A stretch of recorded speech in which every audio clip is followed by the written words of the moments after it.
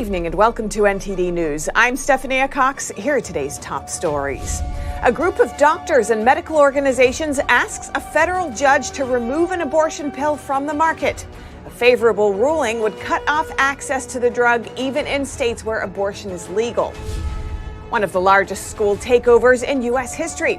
The Texas government announces a takeover of the largest public school district in the state. The U.S. reveals whether or not it believes Russia's recent downing of a U.S. drone was intentional. This as Moscow vows to recover the drone's debris, which likely contains classified technology. House Republicans hold a hearing to try to find solutions to the border crisis. Do House Democrats show up? Florida is taking steps to punish a hotel for allowing minors at a drag show. Find out what repercussions the hotel faces. And California's recent extreme weather has created many disasters and problems. Flooding, downed trees, and even stranded cows bring distress to its residents.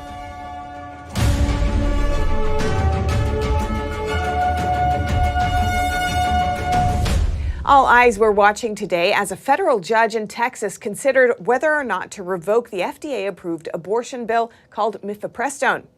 NTD's Arlene Richards has more. At a high-stakes hearing on Wednesday, a federal judge in Texas heard arguments on whether he should block the FDA's approval of mifepristone, a drug that's part of the most common abortion method in the U.S. The case was brought by physicians and medical groups against abortion. Mifepristone was approved in 2000 to be used in combination with misoprostol. The drug regimen is currently approved for use up to the 10th week of pregnancy. Before the pandemic, the drug had to be dispensed in person by a certified abortion provider. Now, any retail pharmacy can provide it by mail or in person with a prescription. The groups allege that the FDA approved mifepristone before adequately testing it. They said in their complaint the FDA failed America's women and girls when it chose politics over science and approved chemical abortion drugs for use in the United States. And it has continued to fail them by repeatedly removing even the most basic precautionary requirements associated with their use. In arguments on Wednesday, the Alliance's attorney, Eric Baptist, told the judge that removing mifepristone from the market would restore proper policing power to the states, a reference to the U.S. Supreme Court's historic overruling last year of Roe v. Wade. That ruling left it to the states to decide on the legality of abortion. Last July, President Biden took a tough stance against states that banned abortion medications. My administration will also protect a woman's access to medications that are approved by the Food and Drug Administration, the FDA, like contraception, which is essential for preventative health care, mifepristone, which the FDA approved 20 years ago. Department of Justice lawyers called the challenge speculative. It wrote in response, that request is extraordinary and unprecedented. Plaintiffs have pointed to no case, and the government has been unable to locate any example where a court has second-guessed FDA's safety and efficacy determination. They added that a court has never ordered that a widely available FDA drug be removed from the market. A ruling is expected in the coming days. Arlene Richards, NTD News. And staying in Texas, the state is announcing a takeover of the Houston Public School District, one of the largest school takeovers ever in the U.S. With nearly 200,000 students, the Houston School District is in the largest in the state and the 8th largest in the country. Texas Education Commissioner Mike Morath announced today that the Texas Education Agency will replace the district superintendent and elected board of trustees. Morath accuses the district of poor academic performance, misconduct by school trustees, and violations of the Open Meetings Act and procurement laws. The new board of managers will be appointed sometime after June 1st, and it will be composed of residents from within the district. Houston's Democratic leaders have been pushing back against the takeover. They accuse Governor Greg Abbott's administration of making a political move. And Speaker Kevin McCarthy unveiling the GOP plan for lowering energy costs today, but its fate is stifled by a split Congress. NTD's Melina Weiskup is on Capitol Hill with more. Melina, give us some details on this GOP plan, and what are you hearing from Democrats? Senate Democrats wasted no time in squashing House Republicans' energy plan. The bill, dubbed H.R. 1 Lower Energy Costs Act, aims to increase domestic energy production and reduce regulatory burdens on energy infrastructure. Here's how House Speaker Kevin McCarthy explains it. Restore American energy leadership. Now how? By repealing onerous taxes and overregulation on American energy producers.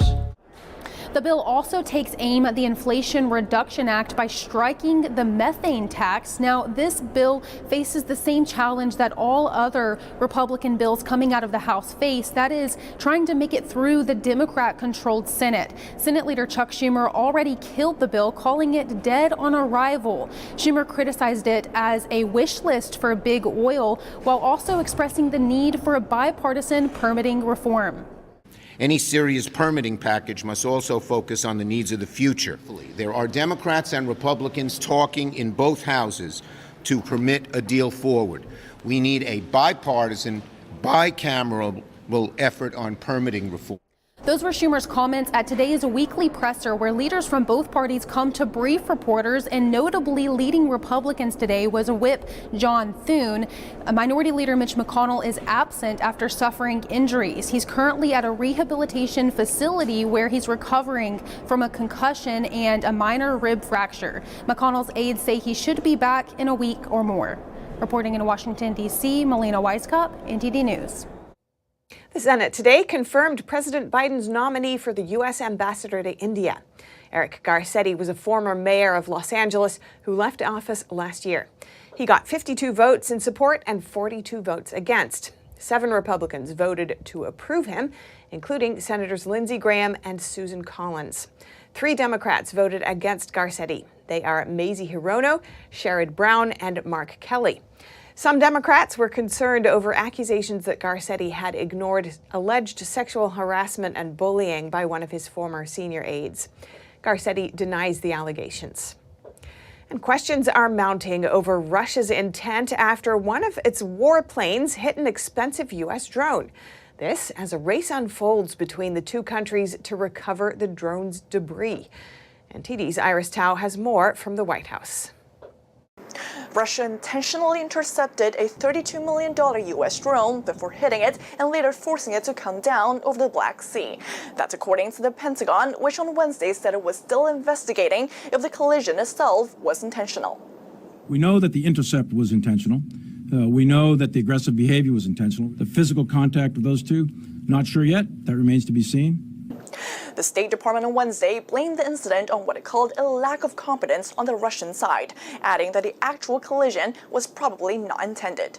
I think the best assessment right now is that it probably was unintentional. It probably was the result of profound incompetence on the part of one of these Russian pilots. But Russia's move still prompts the question that this was intentional.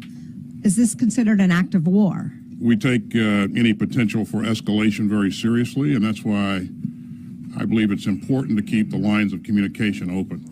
Russia, meanwhile, on Wednesday vowed to recover the debris of the U.S. drone. But the Pentagon insists. And we did take mitigating measures. So we are quite confident that whatever was of value is no longer of value. And President Biden, who's returning to the White House from Nevada tonight, has been briefed on the drone incident. Reporting from the White House, Iris Tao, NTD News. The Justice Department has arrested an exiled Chinese billionaire known as Miles Guo. Federal prosecutors are charging him with orchestrating a $1 billion fraud scheme. The Justice Department said in a statement today that Guo is accused of defrauding his online followers of investment money. Guo allegedly promised them substantial returns if they invested in his business entities.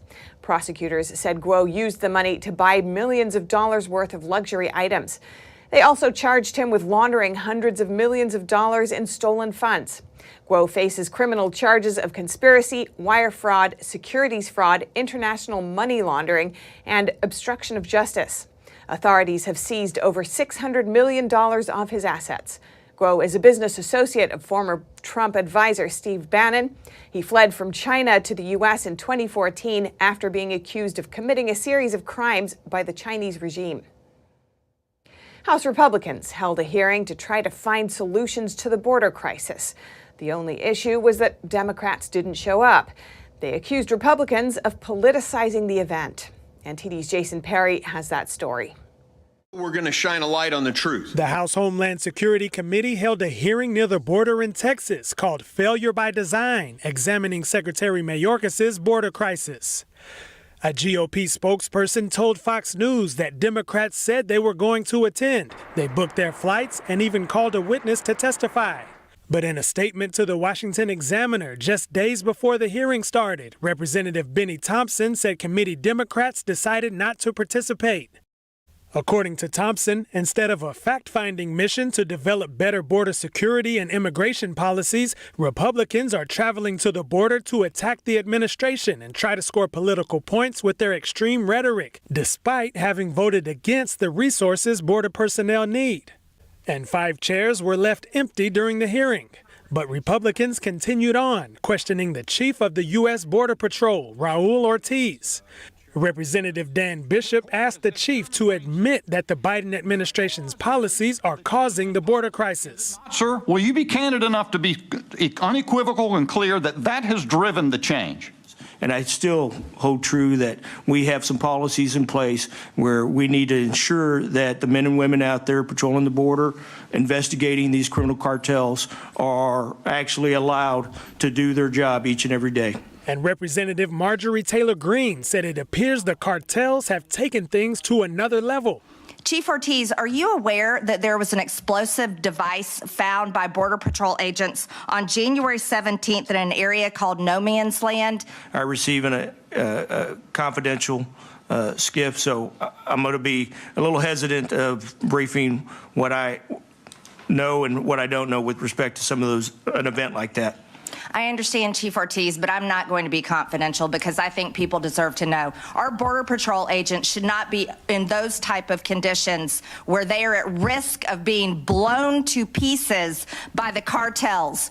And she explained that fentanyl is the #1 cause of death for people between the ages of 18 and 45. No, it doesn't matter about Republican, Democrat, or who cares. It's everybody's home. And what I would like to see done is real frank conversation about what to do to fix this problem. You can watch the full hearing at the House Homeland Security Committee's YouTube page.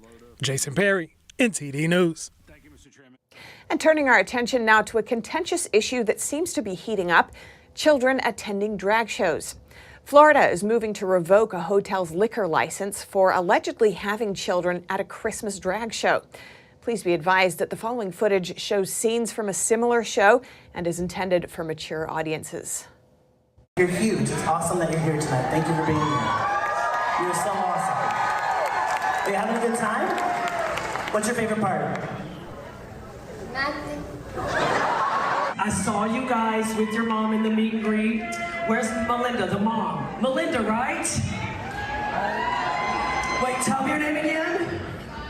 Sonia, we need more mothers like you in the world. How old are you? 9. You're 9? Oh my God, oh, look at that. Thank you, whoever's mom is out here. Hello, you're reaching for my Are you hungry? Say, Mommy. This footage from a Texas performance of the show in question, part of a national tour across 18 states, captured by independent journalist Taylor Hanson, shown here on Tucker Carlson Tonight. But Florida didn't want kids seeing the show, and they told Hyatt Regency Miami so in December. Governor Ron DeSantis' office says his Department of Business and Professional Regulation had warned the hotel, but they did it anyway. The department filed a complaint Tuesday saying the show was initially advertised as a family-friendly, all-ages welcome event. The day of the event, the agency says it reached out to the hotel, informing them that they could jeopardize their alcohol license if they exposed children to sexually explicit drag show performances, lewd activity, and disorderly conduct. The warning reportedly prompted Hyatt to update the advertising to include a disclaimer that the show was recommended for audience 18+, but still allowed children to attend when accompanied by an adult. DeSantis commenting last July that having kids at drag shows is wrong and not consistent with state law and policy, and a disturbing trend in our society to try to sexualize these young people. We reached out to Hyatt Regency but haven't heard back yet. They issued a statement saying the booking was managed by a third party and they're reviewing what happened. The governor's move comes amid a push for provisions to protect children from exposure to sexually explicit drag shows across the nation. Meanwhile, in New York, the state's Attorney General Letitia James's office is set to host a drag story hour for children this weekend, writing on Instagram that she's proud to host it. The post invites families with kids to join Attorney General James, drag storytellers, and city and state elected leaders. Drag queen story hours for kids have also been spreading nationwide at public education venues. The first one in New York City was in 2017. But these events have also drawn backlash, with protests and counter-protests, even in New York City. And in California, wind and rain have taken over. Other than widespread flooding, harsh winds broke windows and heavy snow stranded cattle. Harsh winds on Tuesday left downed trees and debris flying everywhere. In San Francisco, the fire department caught on camera glass windows falling from a high-rise building. 2 windows were damaged. One is completely broken and another is cracked. Authorities called for shelter in place and evacuation orders. We currently have members of the Department of Building Inspection and 555 California building engineers evaluating this incident. A window company has been called in by 555 California staff to mitigate and, if needed, replace the actual windows. There were no injuries reported. The streets were reopened that evening. And emergency crews scrambled to patch the Pajaro River's levee in Monterey County. Drone video showed construction vehicles dumping rocks along the levee to be picked up and dropped in the water to stem the flow from the Pajaro River. Officials said about 21,000 people in the flood zone remained under evacuation orders or warnings. Earlier this month in Humboldt County, officials worked together to feed cows that were stranded in thick snow. We've received multiple reports of cattle dying off because ranchers cannot get to their cows due to impassable roadways. These are private roadways. That's through snow and down trees. And so they want to know what can be done. One of the ranchers that's been around for a while said that, in the 80s, when the snow was so prevalent and they couldn't get to the ranches, they called upon CAL FIRE and the Coast Guard to help deliver hay out in those communities. Putting into practice the same method used years ago, CAL FIRE and the U.S. Coast Guard work together on what is known as Operation Hay Drop. They load hay into their helicopters and drop them into remote mountain fields for the hungry cattle. This is an atypical type of operation, but it shows the resilience and the effectiveness of cooperating with various agencies so that in total we can better serve the communities that are affected. About 30 ranchers reached out for help. They pay for the hay that goes out for delivery. Authorities remind people to stay indoors and only travel when necessary. Coming up, tracking low-income gun owners in America. A new report shows federal agencies apparently suspect people of illegally selling guns based on their salary. And in football news, 4-time NFL MVP Aaron Rodgers finally breaks his silence about where he plans to play next season. NTD's Dave Martin has more on this coming up.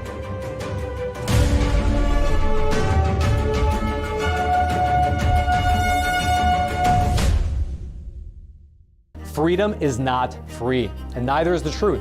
In order to bring you the facts, our reporters are out there on the front lines getting the true story.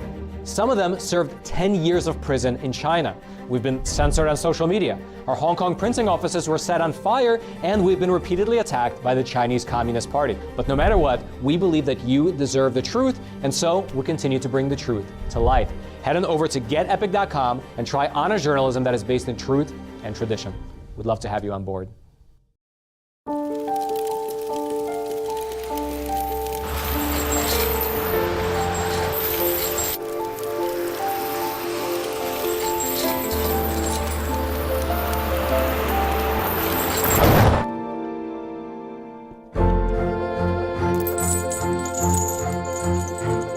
Did you know dragging chains can spark a wildfire? Only you can prevent wildfires.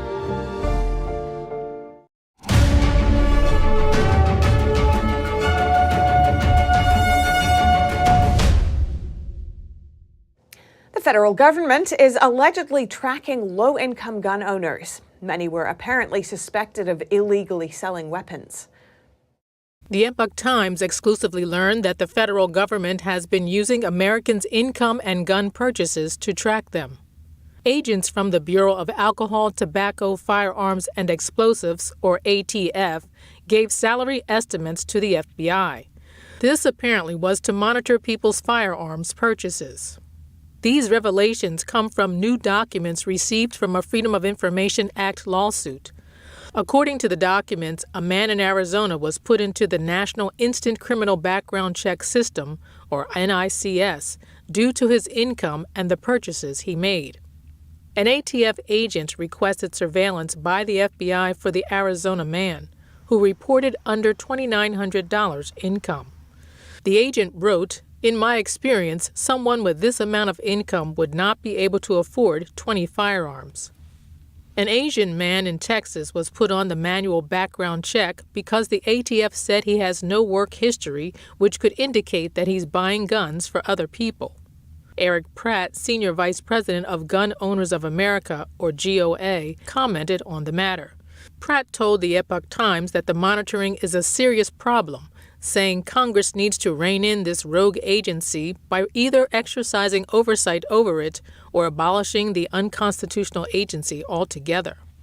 A Wisconsin man was put under surveillance in 2020 because an ATF agent saw text messages related to buying and selling guns. The agent suspected that the man was dealing without a license. An ATF guide explains that if you only make occasional sales of firearms from your personal collection, you do not need to be licensed. You will need a license if you repetitively buy and sell firearms with the principal motive of making a profit. An ATF spokesman said he couldn't comment on the matter. NTD reached out to the DOJ but didn't immediately hear back. Conservative activist Charlie Kirk spoke about American values yesterday. The event took place at the University of California, Davis. However, a mob of protesters tried to stop people from attending the event. NTD's Daniel Monahan has more. Charlie Kirk is the co-founder of Turning Point USA. According to its website, it's a nonprofit organization whose mission is to identify, educate, train, and organize students to promote freedom. Kirk says that totalitarians and tyrants are the most bothered when they realize they can't break your will. He underlined the importance of showing up at conservative events, running for local office, pressuring school boards, and homeschooling children. He says conservatives have to justify their viewpoints at every single turn. You get tougher when you have to do that. You get tougher when you have to debate and you have to defend your positions. At every turn, the left is weak. They're weak and they are fragile. Weak, fragile people try to prevent other people from speaking. On The Family, Kirk called on young people to hold their parents in high regard. He says one of the reasons America is falling apart is because society is teaching children to no longer honor their parents. Do everything you possibly can to not allow divisive politics or different ideas to get in the way of your family relationships or your close relationships. On gender reassignment procedures for minors, Kirk pointed out that those suffering from gender dysphoria often also have other ailments, such as depression, schizophrenia, anxiety, and bipolar disorder. So again, wouldn't it be rational to do what is reversible, which is just cognitive behavioral therapy, not what is irreversible to a 12-year-old that might be going through a temporary puberty-driven crisis? Wouldn't that be a more loving, rational way of going about it?